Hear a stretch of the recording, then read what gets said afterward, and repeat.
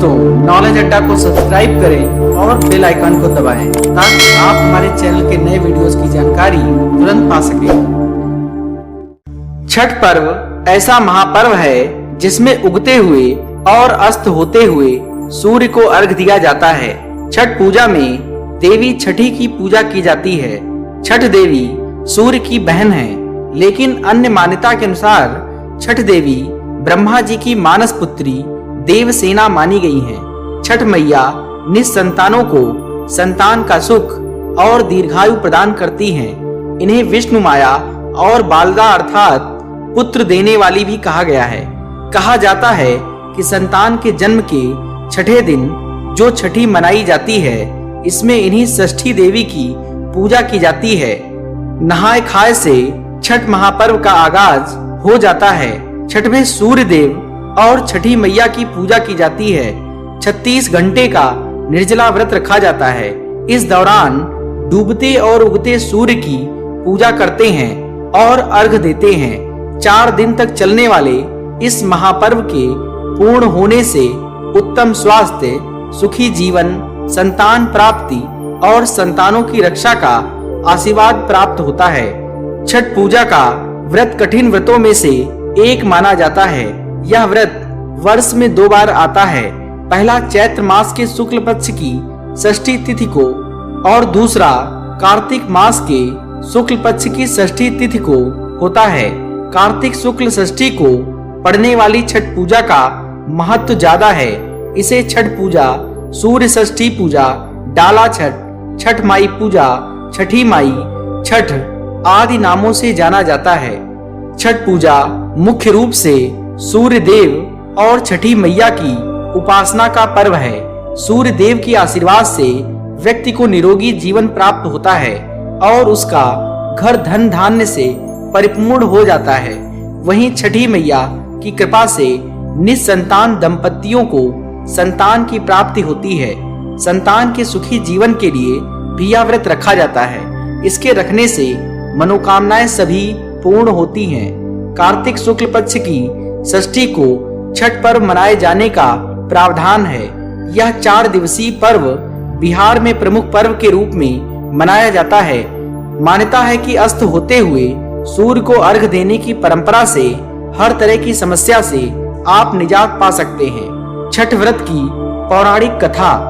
पौराणिक मान्यता के अनुसार राजा प्रियव्रत और उनकी पत्नी मालिनी के कोई संतान नहीं थी। इस बात से राजा रानी बड़े दुखी रहते थे। एक दिन उन्होंने संतान प्राप्ति के लिए महर्षि कश्यप से पुत्रेष्ट यज्ञ करवाया। यज्ञ संपन्न होने के बाद महर्षि ने मालिनी को खीर दी। खीर का सेवन करने से मालिनी गर्भवती हो गई और 9 महीने बाद उसने पुत्र को जन्म दिया, लेकिन उसका पुत्र मृत जन्मा। इस बात का पता लगते ही राजा बहुत दुखी हुआ और निराशा की वजह से आत्महत्या करने का मन बना लिया। परंतु जैसे ही राजा ने आत्महत्या करने की कोशिश की, उनके सामने भगवान की मानस पुत्री देवसेना प्रकट हुई और उन्होंने कहा कि मैं षष्ठी देवी हूँ और मैं लोगों को पुत्र का सौभाग्य प्रदान करती हूँ। इसके अलावा जो सच्चे मन से मेरी पूजा करते हैं, उनकी सभी मनोकामना पूर्ण होती है। यदि राजन तुम मेरी विधि विधान से पूजा करोगे तो मैं तुम्हें पुत्र रत्न प्रदान करूंगी। देवी के कहे अनुसार राजा प्रियव्रत ने कार्तिक शुक्ल की षष्ठी तिथि के दिन देवी षष्ठी की पूरे विधि पूर्वक पूजा की। इस पूजा के फलस्वरूप रानी मालिनी गर्भवती हो गई और उन्होंने एक सुंदर पुत्र को जन्म दिया। तभी से छठ का पावन पर्व मनाया जाने लगा। छठ मैया की द्वितीय व्रत कथा।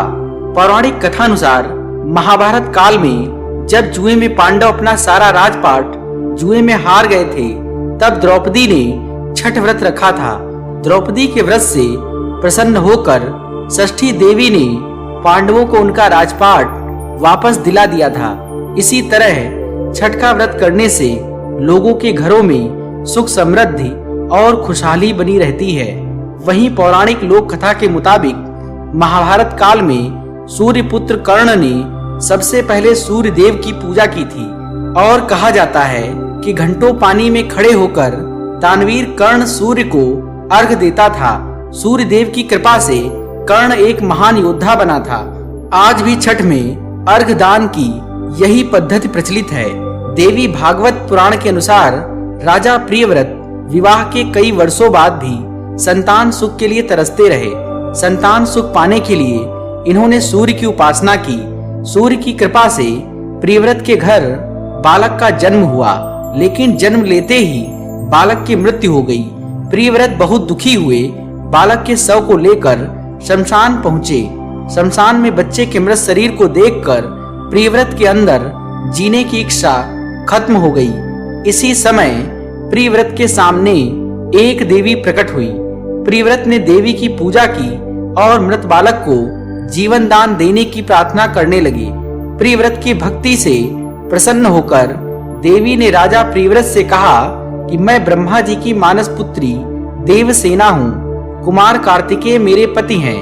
मूल प्रकृति के छठे अंश से उत्पन्न होने के कारण मैं षष्ठी कहलाती हूँ। देवी ने प्रियव्रत के मृत बालक को पुनर्जीवित कर दिया।